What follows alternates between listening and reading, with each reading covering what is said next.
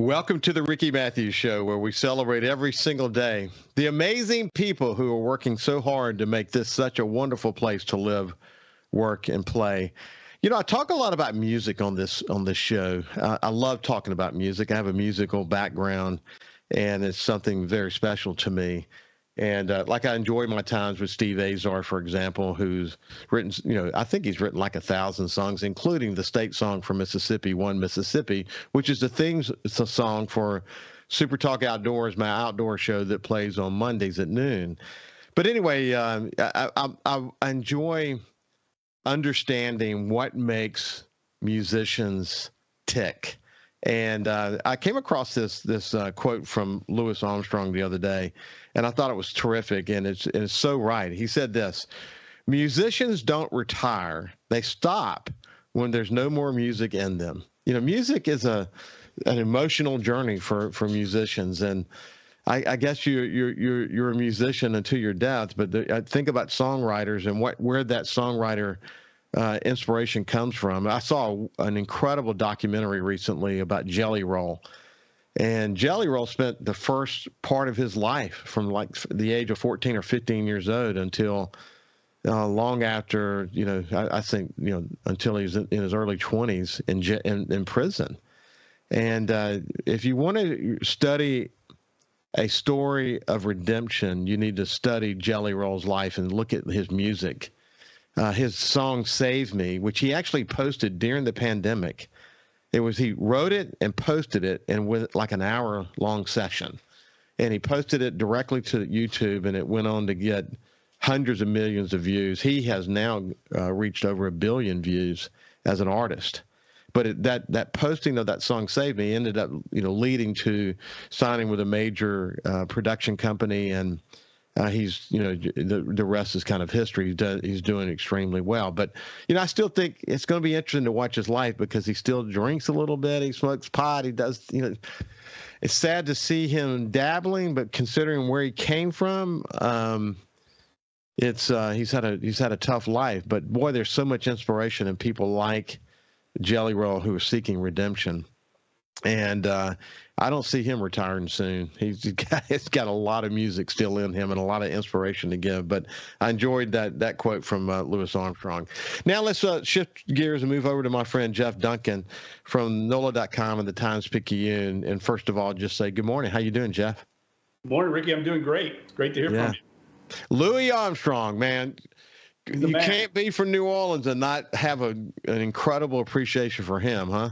Yeah, it's funny hearing you tell that story about Jelly Roll. I mean, Louis Armstrong had a very similar, experience. I mean, he didn't really hit it big till late in his career.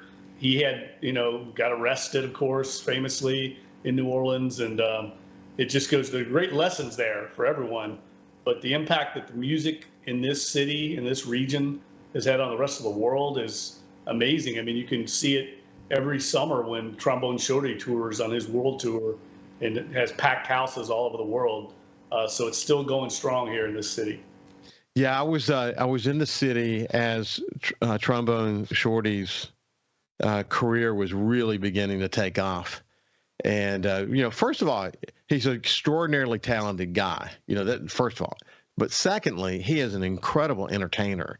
And so when you mix the fact that he's so talented with the fact that he's a great entertainer and, with his very creative music, and he's really done well. He's a little bit like some of the Delta artists coming from the Mississippi Delta. When they're in the Delta, people sort of take them for granted, but when they go to places like Europe, they're applauded in tremendous ways. Right. I mean, they play to packed houses, et cetera. That's a little bit Trombone Shorty's story, isn't it? Yeah, it's very similar. I mean, look at just the New Orleans rap scene with Juvenile and Manny Fresh. They're a good example. I mean, Cash Money Records, we've got No Limit, that group that came out of here. We all tend to take it for granted here. And then they just last week, I don't know if you saw it, they did a Tiny Desk concert at NPR in Washington, D.C., that famous series of small concerts in the newsroom at NPR. And it's one of the most viewed Tiny Desk concerts in the history of that series. And they've had the biggest artists in all genres of music. It just blew up on the internet. Yeah. So it's just a good example of the impact that this music has had all over the world. Well, if again, you look at these artists, the ones that have done extraordinarily well, so many coming out of New Orleans, is that what drives them is that they're coming from a place usually of a lot of pain, and they're wanting to get that creativity out and write about that, and they write in a way that connects to people, and people want to be inspired. They want to hear their stories in songs. That's a lot Jelly Roll's story. And what's interesting about Jelly Roll, and this is true of a lot of the artists in New Orleans as well, I might add, that his tendency to want to give back. When he's on tour, he goes to juvenile detention centers and speaks to the people there. A lot of young people who really don't even know who he is because they've had such a troubled life. They haven't really had the opportunity to pay attention.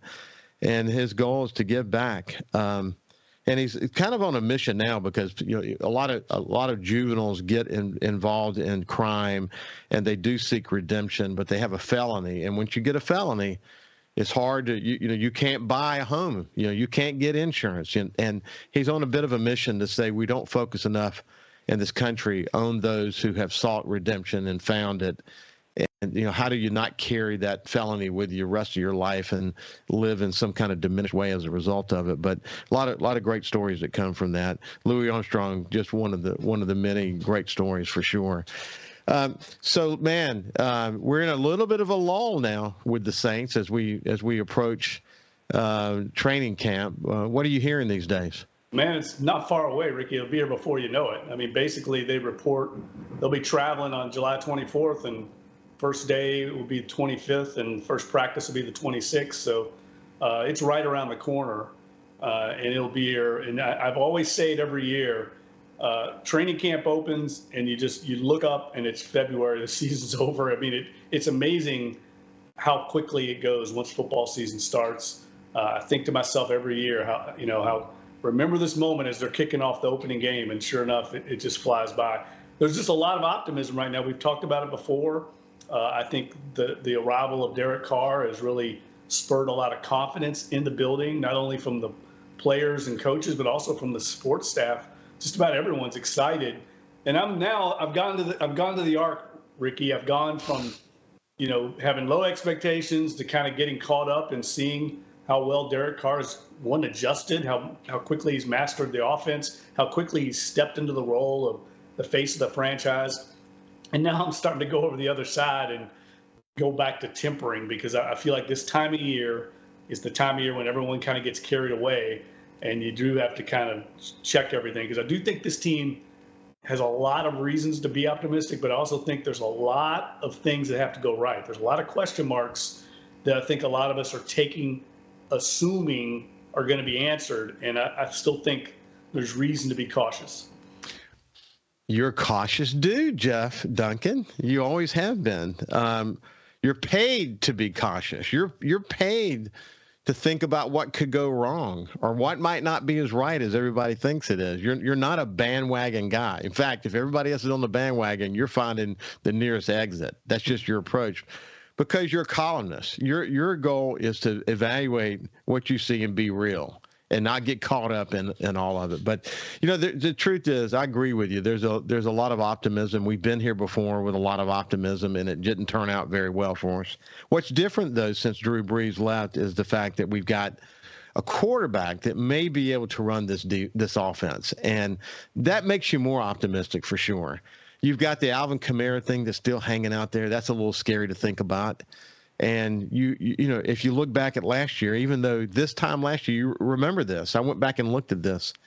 You and I were talking a lot about having brought on a new training staff, and that was going to help us do things differently, and maybe we would cut down on the injuries. And then we get into the season, and sure enough, a lot of these nagging injuries came back. It was just a very frustrating season from an injury point of view. Will we be haunted in that way again? Because as you pointed out, we got some good first team players, but the depth in certain positions may not be there. You guys have talked about this at NOLA.com. It's anything can happen still, right? As we get into training camp, the right injury with the right person, or Alvin Kamara getting put on some kind of of a situation where he can't play for an extended period of time, there's a lot that could go wrong, isn't there? Yeah, those are the things I'm talking about. I mean, the Alvin Kamara situation looms over the whole franchise. I mean, he's the best offensive player they have.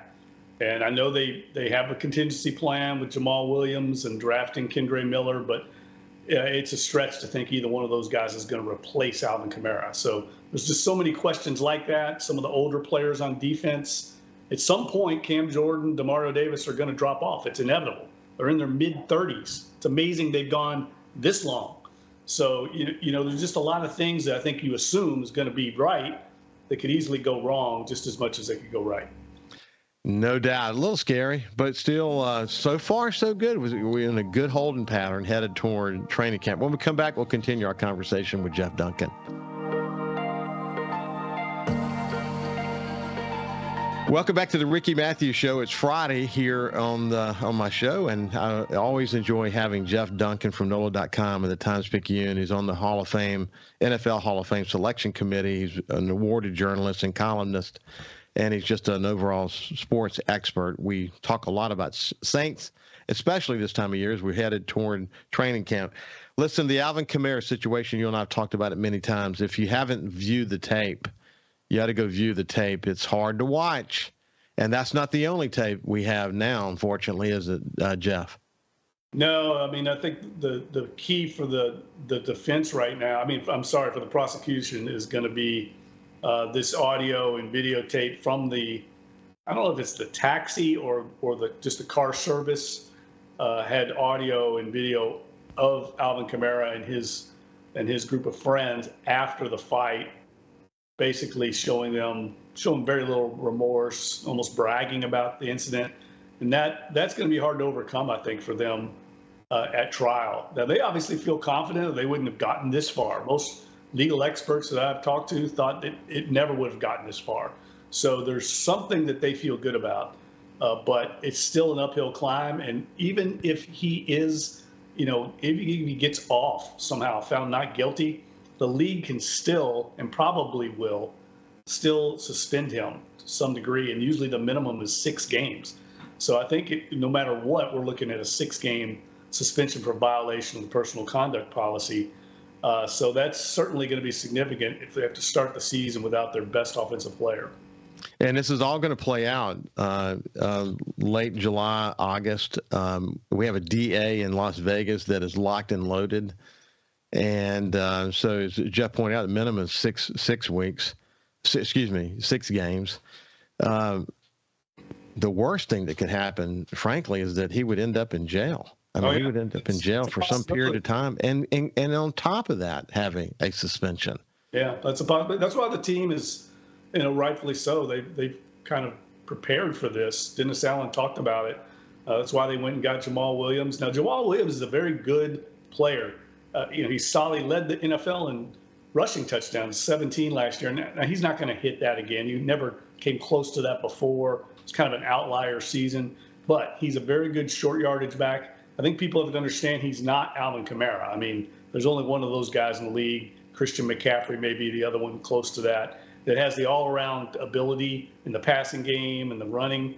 But Jamal Williams is a good, solid player. He's going to get the yards that are there. He's not going to break long runs. That's not his game. But he's going to get the yards that are there. And with this offensive line, they should be able to run the ball. And Kendre Miller, now he's a little bit more of a guy that could break a long one. We didn't see him in the offseason because he was coming off knee surgery. But he will be available at training camp. So it'll be really something I'm going to focus on is these running backs, because the Saints have to be able to run the ball to be effective. And that's something I know they want to improve on, and it should happen with the return to health of the offensive line. And one of the things that we relied on Alvin Kamara to do over the course of his career is catch the ball coming out of the backfield. And maybe one of the, obviously you want a very diverse offense, but maybe one of the reasons we're hearing more about Taysom Hill catching the ball is that, they recognize that they may have an issue with losing Kamara and just have to be, want to use Taysom Hill. Because the thing about Kamara is once you got the ball to him, out there in the flats, he could break and could really get some yardage in. And the same thing is true with Taysom Hill. But we're going to probably see a little bit more of Taysom Hill as a receiver this year, aren't we? That's what he talked about, yes, especially at the tight end position. I think that's an area where the Saints definitely have improved. I think we're going to see an improved Juwan Johnson. He made that conversion over from wide receiver, had a really breakout season last year, got rewarded with a big contract.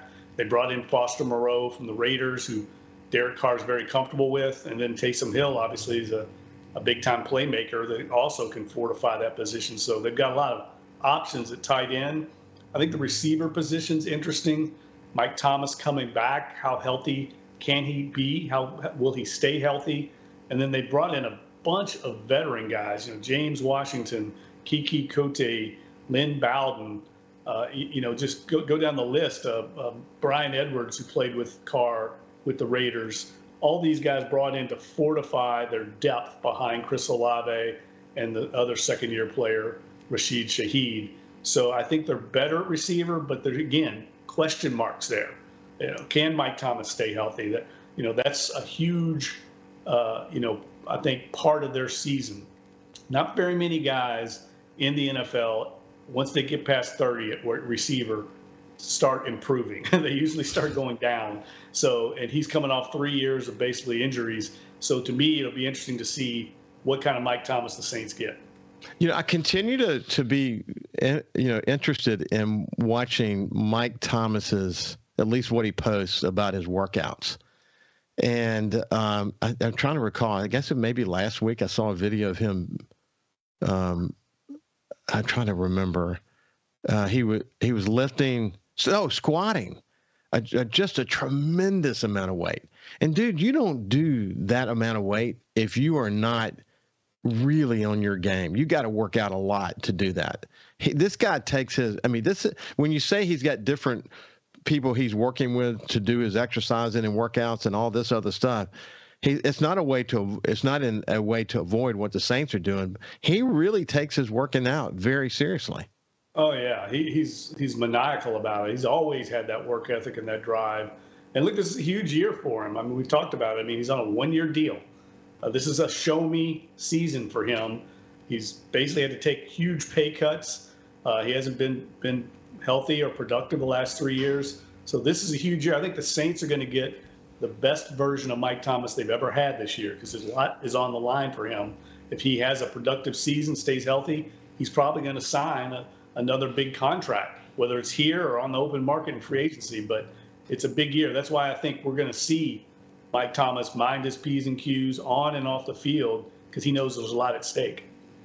Man, you look at where Shaheed advanced to last year. You think of Olave and, how he looks so far this year. You think about Juwan Johnson. You think about Michael Thomas. You think about Taysom Hill. There's some firepower there. Carr's got to be pretty darn excited about all that. Yeah, and I think it all comes down to the offensive line, like always. As long as they stay healthy, and they have to play better than they did last year. Even when they were healthy, they weren't up to the standards that they had before. And I think a big key to that, Ricky, is going to be Trevor Penning. They invested a first-round draft pick. They traded up to select him, and then he got hurt last year and really missed the whole season. He's at the most important position on the line, the left tackle position. That's another big question mark. I mean, he has talent, but you can see, he's still going to have the learning curve. He's not a great pass protector right now. That's something he's going to get a trial by fire. Everyone's going to test him as the blindside blocker for Derek Carr. So that's another question where everybody just assumes, like, you always talk about me being cautious. I mean, it's reality. This is a guy playing left tackle. I mean, for years they had Teron Armstead there. He was one of the best pass blocking left tackles the league's seen in the last decade. So Trevor Penning has the ability, but he's raw. He played at Northern Iowa. So, and he's coming off an injury. So that's another question I have. What kind of learning curve is he going to have going into this season? Have you seen him lately? Because I remember you describing him as a beast of a man. And does he look like he's in shape and ready to roll?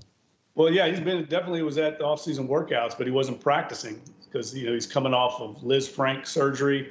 He and Cesar Ruiz both were in the same boat. neither one of them working out. That's why this camp's going to be so big, because you've got guys, 2 offensive linemen, you've got Mike Thomas, all these key moving parts on offense that have yet to get in the huddle with Derek Carr. So there's a lot to kind of coalesce during those few weeks of training camp before the season starts on offense. The defense was pretty healthy, but offensively there was just a lot of guys coming back from injuries. Taysom Hill is one too, that didn't get a lot of time with Carr. That's why this camp is going to be so important offensively. We don't talk, we did at some point along the way, but more recently we haven't talked much about the defense, and other than the 2 key players, leaders on the team and their ages. When you think about, like, say, the defensive backs and what we have there, man, we've got a lot to work with. This team has a lot of firepower on defense, don't they? Well, the secondary is the strength of the whole team. I mean, they're deep at every position.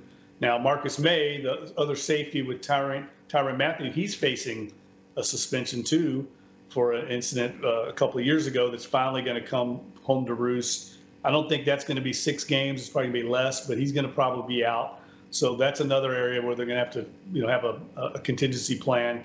But it won't matter how good the secondary is, Ricky, if they don't play better up front along the defensive line. They lost a lot of firepower. They lost Marcus Davenport, David Onyemata, Caden Ellis, the linebacker, who was number 2 on the team in sacks. So the pass rush, who's going to step up? And is Cam Jordan at age 34 going to continue to defy Father Time? Those are question marks I have, because that's where it all starts up front. It's going to be so interesting. Jeff Duncan, it's been a pleasure to catch up with you, my friend. Thanks for joining us. All right. Have a great weekend, Ricky. Everybody out there. We'll talk next week, bud. You bet. Hey, when we come back, we have T. McCovey going to be joining us from the United Way of Jackson County, and we'll talk a little bit about Moss Point to keep that conversation going. We'll see you after this break.